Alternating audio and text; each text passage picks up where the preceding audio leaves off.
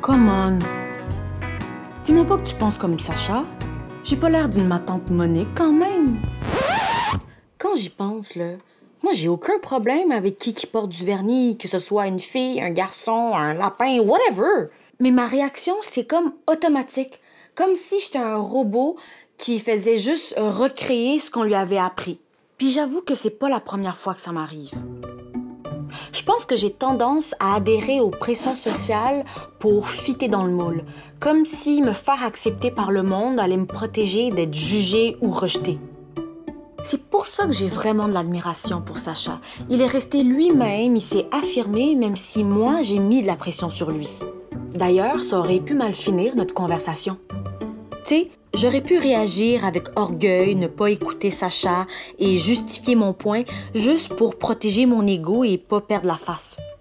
Ou lui, Sacha, aurait pu décider de céder sous mon influence, se plier aux attentes sociales. Mais non, Sacha a écouté ses émotions et a respecté ses besoins. Il s'est affirmé clairement, avec même un peu d'humour, malgré le risque de me déplaire. Bref, il s'est assumé et s'est fait confiance. Ouais, il est vraiment hot, mon ami. Moi, de mon bord, je dois t'avouer que ça m'a un peu déstabilisée.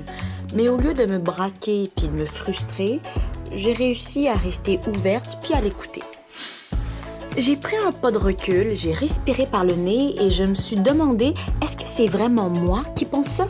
Ou c'est pas plutôt les pressions sociales qui me font penser comme ça? En tout cas, je savais que ça venait pas de moi.